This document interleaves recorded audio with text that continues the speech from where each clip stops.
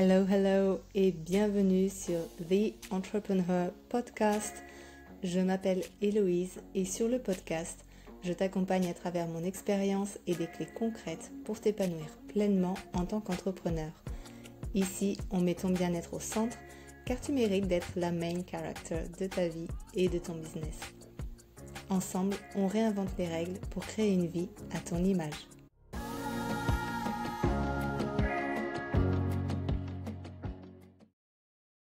Hello, hello et bienvenue à nouveau sur The Entrepreneur Podcast. Je suis très heureuse de vous retrouver comme tous les samedis pour parler wellness, mindful business et développement personnel sur le podcast. Alors aujourd'hui, j'ai besoin véritablement de faire un épisode plus personnel, intime même, puisqu'on va parler de mon expérience avec la ligature des trompes. J'avais très envie d'amener mon témoignage, de partager mon expérience sur ce qui s'est passé pour moi, sur comment j'ai vécu aussi ce qui s'est passé et pouvoir aussi partager avec toutes les femmes qui envisagent cette intervention ce que j'ai traversé pour qu'elles puissent prendre cette décision aussi avec toutes les cartes en main. Donc, ça va être un épisode qui, je pense, risque d'être légèrement émotionnel. Donc voilà, je m'excuse d'avance si par moment vous sentez ma voix trembler ou si ça peut m'arriver que je me mette à pleurer. Ce sera normal. Donc voilà. Alors, tout d'abord, pourquoi est-ce que j'ai voulu faire une ligature? J'ai entendu parler de la ligature la première fois que je devais avoir une quinzaine d'années parce que l'une de mes tantes a fait cette intervention-là. Et donc, quand j'ai compris que ça permettait de ne plus avoir d'enfants et de ne pas prendre d'autres contraceptions, je me suis dit, en tant qu'adolescente, waouh, c'est le must, c'est le top, c'est ce que j'ai envie de faire. Il se trouve qu'en plus, moi, je supporte très très mal les hormones, donc tout ce qui est pilule, et je pense tout le reste. J'ai déjà testé que la pilule, mais je pense que c'était déjà suffisant. Et du coup, voilà, une fois que j'ai eu mes 2 enfants, j'ai fait une demande pour faire une ligature. Donc ça faisait, je crois, un mois ou 2, je crois, après la naissance de ma fille, où je me suis rendue au CHU de ma ville et où j'ai fait du coup ma première rencontre avec le chirurgien pour ma demande de ligature. Donc ce premier rendez-vous, il a été d'abord dans un but informatif, puisque c'est le but en fait quand on démarre cette procédure, que le chirurgien nous apporte autant d'informations que possible sur la ligature, sur le fait que voilà, c'est une contraception définitive, sur comment se passe l'intervention, sur les suites. Moi, ce que le chirurgien que j'ai rencontré m'a recommandé aussi, c'était de faire une vasectomie plutôt à mon mari parce que c'était une intervention moins invasive. Et moi, j'étais à fond dans ma décision. Donc voilà, j'ai insisté pour avoir la ligature. Comme je venais d'accoucher peu de temps auparavant, il m'a demandé de patienter pendant 1 an au lieu des 4 mois réglementaires afin que mon corps ait le temps en fait de se remettre de l'accouchement. Et j'avais une date qui était fixée à mars 2020. Et donc, qu'est-ce qui s'est passé en mars 2020, si vous vous souvenez bien? Il y a eu voilà, toute la pandémie et donc les rendez-vous au CHU ont été en fait décalés. Mon intervention a été décalée au mois de juin. Puisque ce n'était pas une intervention prioritaire à ce moment-là, voilà, le CHU et le personnel médical gardaient en priorité les personnes malades. Et donc, lorsque j'ai tout d'abord appris le recul de cette date, je me suis dit, c'est peut-être un signe que cette opération n'a pas à avoir lieu. Est-ce que j'ai écouté mon intuition? Pas du tout. Pas du tout. Et aujourd'hui, évidemment, si je pouvais, je reviendrais en arrière là-dessus. Néanmoins, donc voilà, j'ai poursuivi avec ma décision et j'ai été opérée au mois de juin 2020.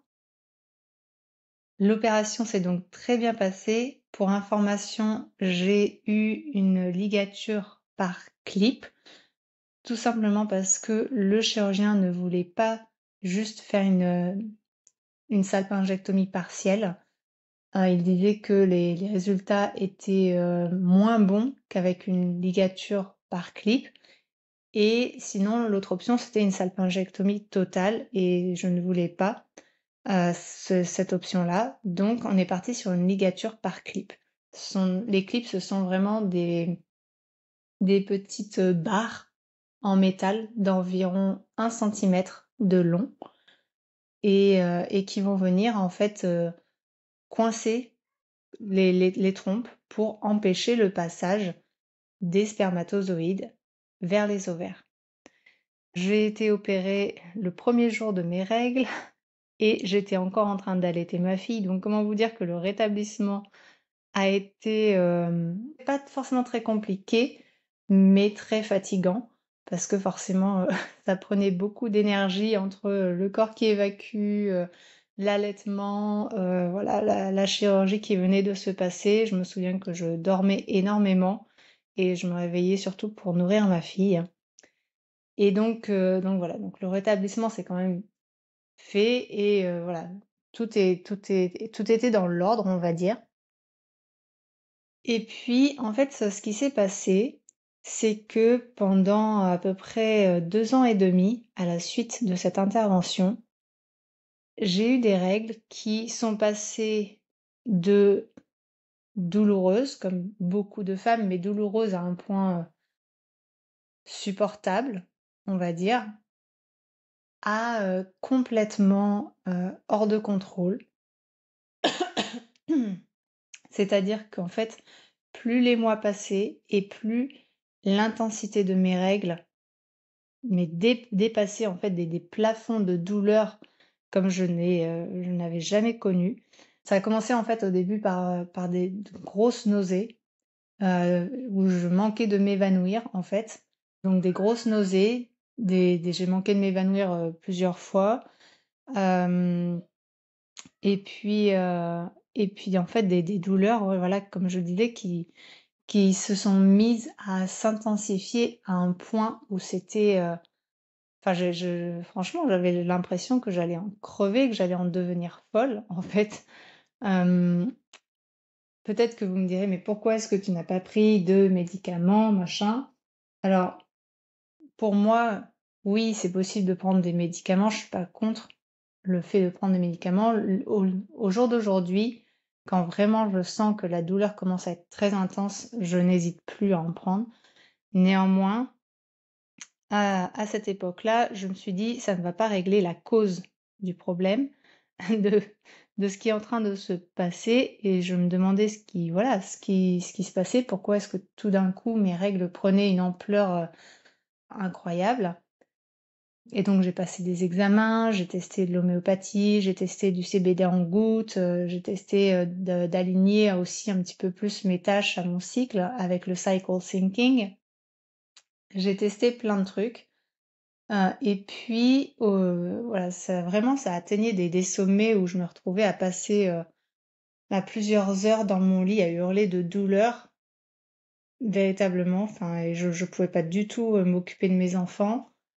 Et heureusement que mon mari était à son compte à ce moment-là parce que bah voilà, il savait que quand j'avais ma journée de règles, il fallait qu'il soit à la maison pour s'occuper de nos enfants parce que sinon, je pense que ça aurait été très compliqué. Et ce qui s'est passé, c'est que début 2023, j'ai remarqué que mes cycles recommençaient à s'apaiser, que la douleur, finalement, d'un coup, avait baissé, mais de manière significative.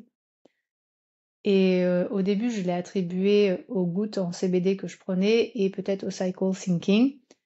Je ne saurais jamais si c'est ce qui s'est passé. Et donc les mois se poursuivent comme ça. Et en avril 2024, je commence un suivi kiné pour une autre situation et je me rends compte petit à petit que je me mets à développer d'autres symptômes qui n'ont rien à voir avec la situation en question. C'est-à-dire que je me mets à avoir des très grosses nausées quasiment toute la journée. Je vomis plusieurs fois par jour. Je me retrouve vraiment à me sentir très très mal physiquement, mais aussi du coup psychologiquement, parce que ça finit par affecter aussi le mental et l'émotionnel quand on se retrouve comme ça. Et le kiné que je voyais à cette époque-là me dit: «Est-ce que vous êtes sûre que vous n'êtes pas enceinte?» Et moi je lui réponds: «Écoutez, non, j'ai une ligature, il y a aucun risque que je sois enceinte». Et puis quelques mois après, je me mets à avoir mal au niveau de la fosse lombaire gauche et sur tout le côté droit de mon corps. Et à ce moment-là, j'insiste auprès de mon médecin pour avoir un examen. Donc je vais une première fois chez le médecin, elle me dit non, tout va bien, on fait une prise de sang, tout va bien. Et puis les douleurs persistent. Et donc là, je retourne chez le médecin, j'insiste. Je lui dis non, là, ça ne va pas, ça ne s'améliore pas. Donc, elle décide finalement de me faire passer un premier scanner en novembre 2024. Et là, le scanner révèle que les clips qui ont été posés en juin 2020 ne sont plus à leur place. C'est-à-dire qu'ils ont ce qu'on appelle dans le jargon médical, ils ont migré. Ils ont déchiré mes trompes et en gros, il y en a un qui est allé se positionner dans ce qu'on appelle le cul-de-sac de Douglas, qui est en gros un petit recoin entre, je crois, les intestins et le rectum, si je dis pas de bêtises, entre un coin des intestins et le rectum. Et il y en a un autre qui a décidé de remonter jusque derrière mon estomac. Donc, je ne sais pas si vous avez idée de comment c'est fait à l'intérieur de votre corps, mais tous les organes sont quand même squished, compactés les uns contre les autres, et donc avoir ce bout de métal d'un gros centimètre, vraiment j'insiste, un gros centimètre, je pense que je mettrai peut-être la photo en thumbnail, histoire que vous ayez quand même une idée de ce à quoi ça ressemble. Mais en gros, eh bien, ce bout de titane de plus d'un centimètre a voyagé dans mon corps jusque derrière mon estomac. Il est passé entre mes organes, dans les fascias, au milieu des veines, des machins, d'où les symptômes que je pouvais ressentir. Donc à ce moment-là, moi je suis très en colère quand je découvre les résultats du scanner. Évidemment, mon médecin généraliste me rappelle, je lui exprime mes sentiments et elle me renvoie vers le CHU avec une interne pour que je puisse faire un point avec eux.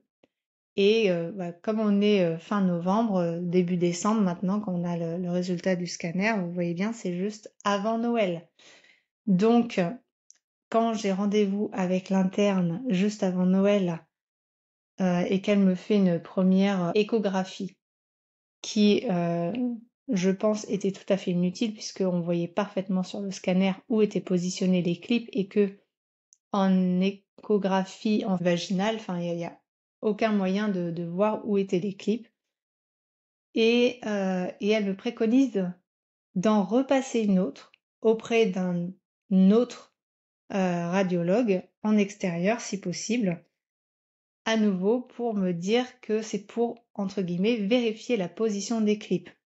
J'insiste sur le fait que il était très clair sur les images du scanner de la position des clips de ligature dans mon ventre. Et je pense qu'à ce moment-là, en fait, ce que cherche à faire cette personne, c'est à gagner du temps parce qu'elle se dit que voilà, ce sont les fêtes et que ils veulent éviter de surcharger les équipes avec une situation qui pour eux n'est pas urgente.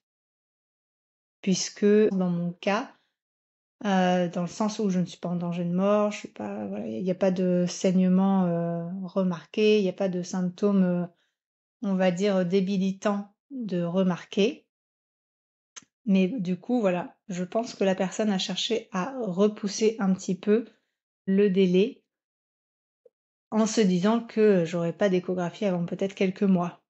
Le truc, c'est que j'ai réussi à trouver un radiologue disponible pour me faire l'échographie en question quelques jours après. Donc voilà, l'échographie a été honnêtement extrêmement désagréable, non pas à cause du radiologue qui était adorable, mais en fait il a voulu faire très bien son travail et il a farfouillé pendant une demi-heure dans mon canal vaginal aussi loin que possible, donc voilà, pour prouver au CHU que il ne voyait rien. Et lorsque j'ai rappelé l'interne qui m'a reçue au CHU pour lui dire que j'avais passé la radiologie quelques jours après notre rendez-vous, elle s'est sentie très gênée, enfin je l'ai sentie moi très gênée au téléphone. Et du coup, je lui ai expliqué que j'insistais pour être vue par le chirurgien qui m'avait opérée en 2020. Elle me transfère les coordonnées de sa secrétaire et là, en fait, ce qui se passe, c'est que je passe les fêtes de Noël à tenter de joindre cette personne qui ne répondait pas au téléphone, mais d'après ses collègues qui ont répondu à sa place, elle était présente au bureau. Simplement, jamais quand j'appelais, ou en tout cas, à chaque fois que j'appelais, elle ne décrochait pas. Et donc voilà, donc j'ai passé une bonne partie de mes vacances de Noël à chercher à la joindre, et j'ai réussi à la joindre quelques jours après Noël. Et elle a accepté de me proposer un rendez-vous en visio, tout début janvier, avec le chirurgien. Et lors de ce rendez-vous en visio, le chirurgien me fait part de son accord pour me retirer les clips. Je précise qu'il le fait en me disant que c'est uniquement parce que je me plains de symptômes.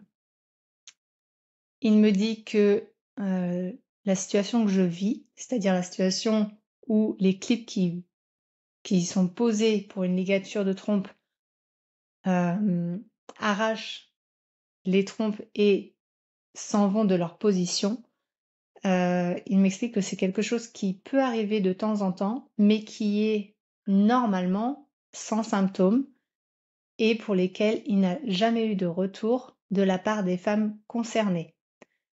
Et alors là, je reste quand même assez hébétée devant ces propos parce que je me dis que tout simplement peut-être que moi, étant très sensible à ce qui se passe dans mon corps, j'ai cette faculté de me dire, voilà, il y a quelque chose qui va pas et j'ai envie d'aller chercher plus loin et de demander et de pas juste rester avec ma douleur.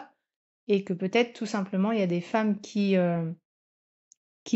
après des ligatures par clip, connaissent la même situation mais ne cherchent pas à gratter, à aller plus loin et à comprendre ce qui se passe dans leur corps parce qu'on est toutes différentes, on a toute une approche différente avec notre corps et un contact différent avec celui-ci. Et peut-être aussi que le fait qu'il n'ait, entre guillemets, pas de retour de la part des femmes qu'il a opérées, c'est peut-être tout simplement que, d'une, elles ne pensent pas que ça peut être dû à ça, elles peuvent peut-être se rendre compte que c'est ça, mais aller voir quelqu'un d'autre, enfin voilà. Bref, une fois ce premier rendez-vous en visio passé, on pose une date quelques jours après pour le retrait des clips. Sauf qu'entre-temps, mes symptômes ont évolué. Hein, les choses ne s'arrêtent pas là, mes symptômes évoluent et donc je retourne chez mon médecin et je lui explique que là maintenant, je pense que les clips ont encore bougé à l'intérieur de mon corps parce que je n'ai plus les mêmes symptômes. Là, je me retrouve à ressentir comme des espèces de coups d'électricité le long de ma colonne vertébrale et dans mes jambes.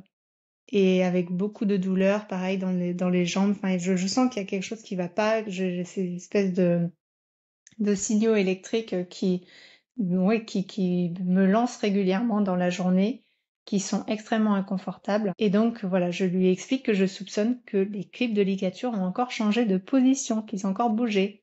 Elle me dit ah mais non, normalement lorsqu'ils se posent quelque part, ils ne bougent pas du tout. Néanmoins, voilà, comme elle voit que j'insiste, elle accepte de m'envoyer faire un deuxième scanner mi-janvier. Et le scanner confirme que les clips ne sont pas au même endroit. Ce qui veut dire que, eh bien, le clip qui était dans le cul-de-sac de Douglas n'a pas bougé, mais celui qui se trouvait derrière mon estomac, euh, eh bien, lui, il est redescendu en fait sur mon plancher pelvien, près de la colonne vertébrale. Donc, autant vous dire que quand je vois les images du scanner, je prends un nouveau coup. Je me dis ce n'est pas possible. Mais d'un autre côté, je me dis bon, il est arrivé en bas maintenant, il va peut-être arrêter de voyager et puis la date de l'intervention est proche.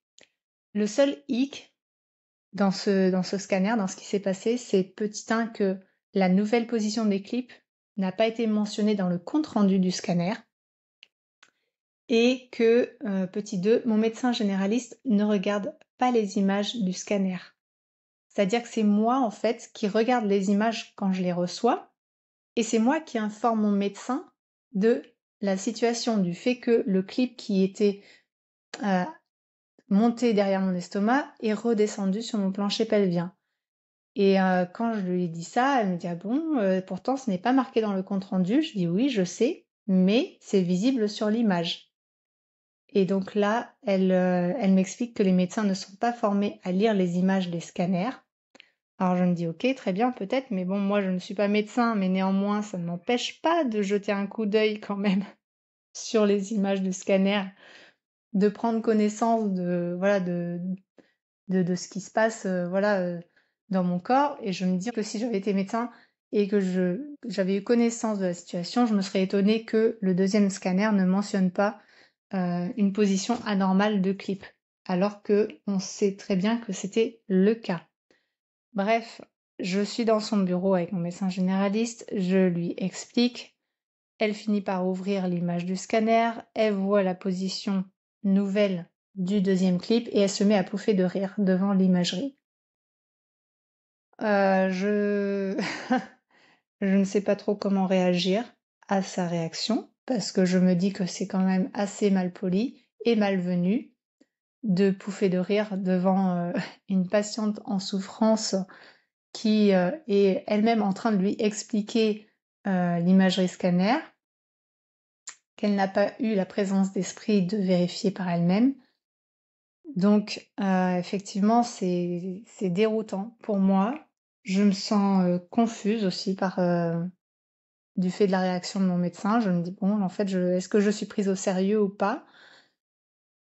Et bref, voilà, le rendez-vous se termine là-dessus parce que on sait que j'ai une chirurgie très peu de temps après, qui a lieu donc début février 2025. C'est donc à nouveau une chirurgie sous célioscopie.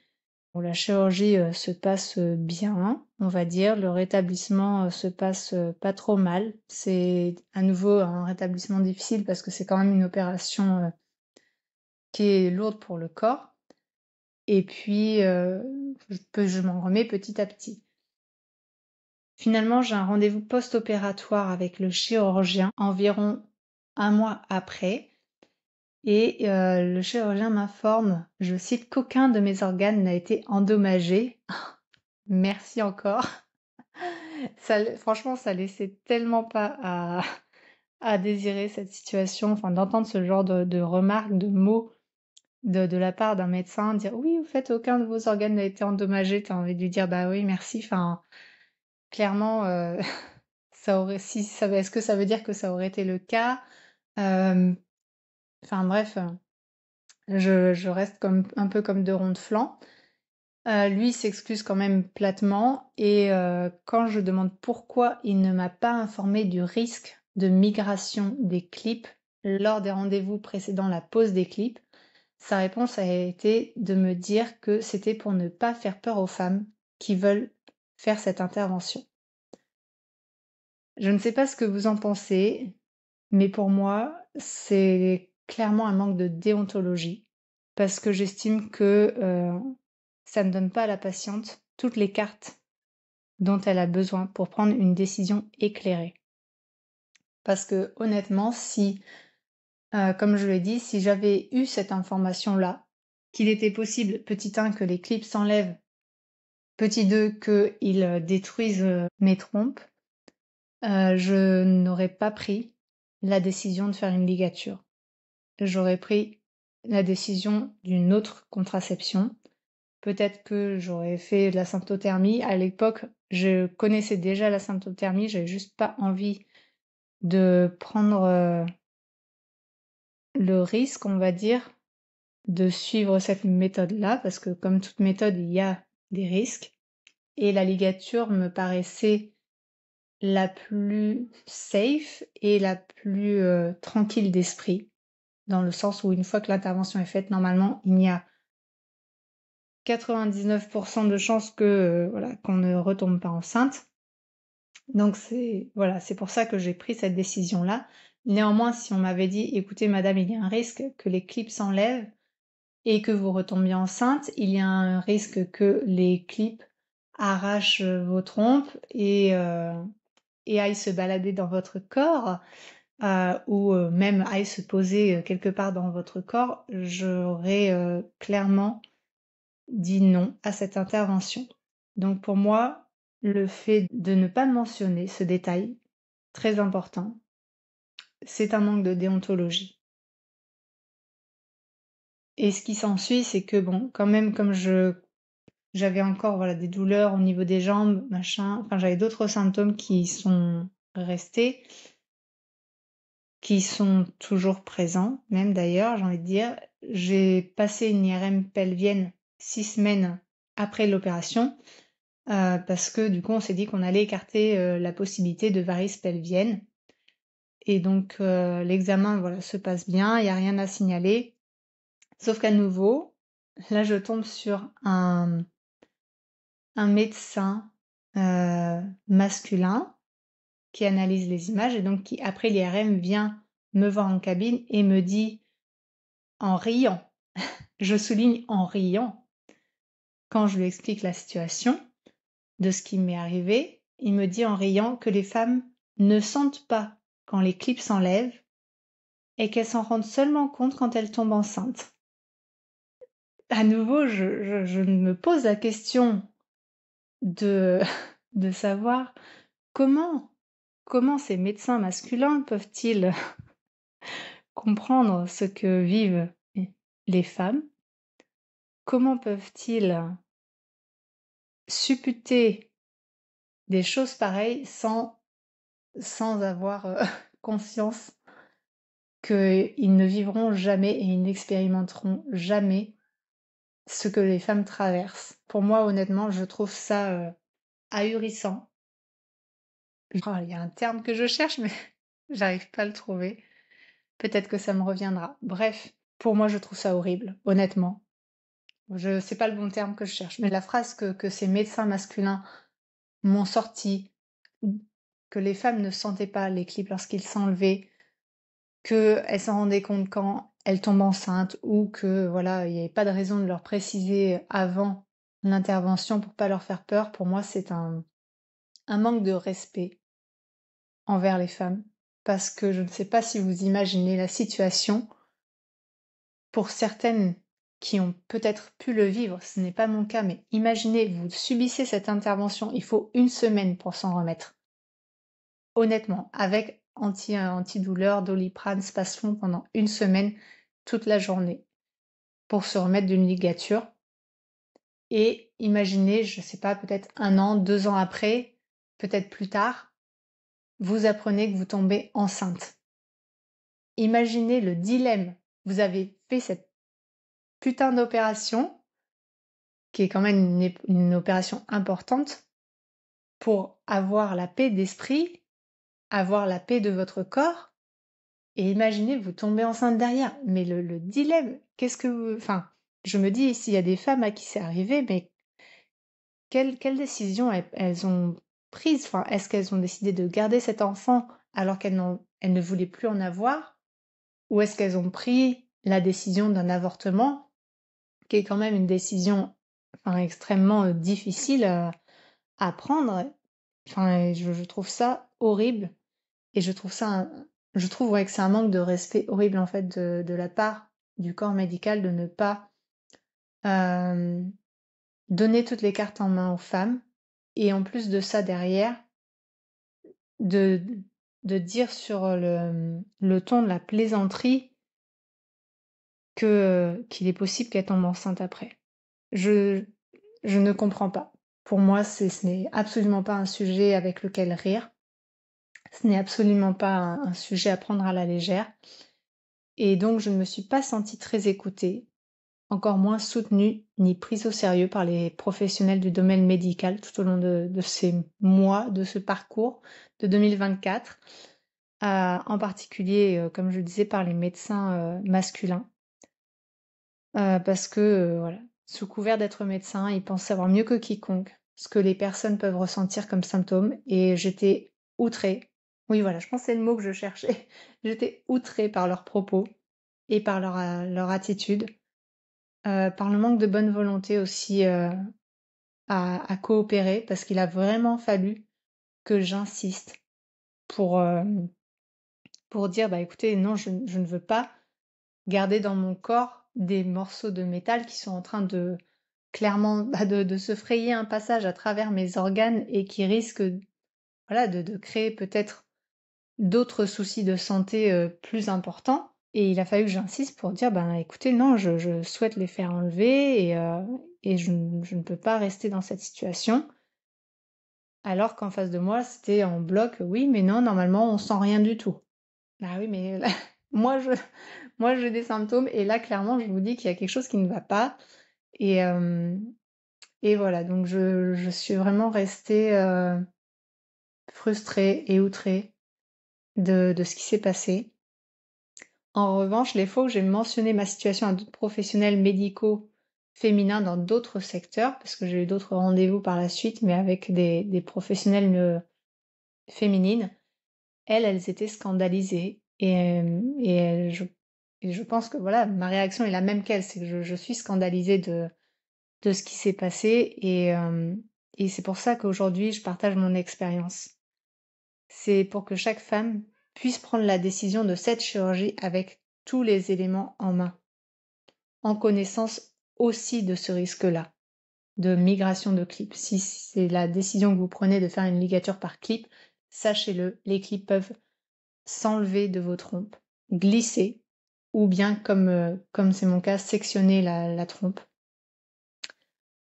Donc, je trouve vital de partager mon expérience, même si c'est difficile, même si cet épisode a été très brut et peut-être un peu dans tous les sens, même si aujourd'hui je suis de tout cœur avec les femmes qui prennent la décision d'une ligature, c'est leur choix.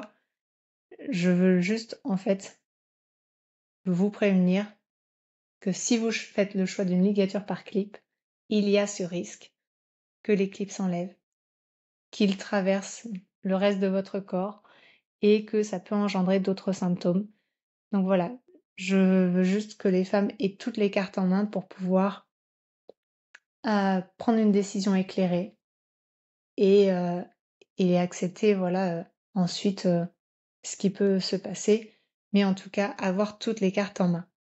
Merci en tout cas de m'avoir écouté. Si vous avez écouté jusqu'au bout, je vous serai vraiment extrêmement reconnaissante de partager cet épisode autour de vous, à toutes les femmes que vous connaissez qui sont dans la recherche d'informations sur les ligatures ou sur, voilà, sur la contraception et pour qui la ligature pourrait éventuellement être une option pour elles.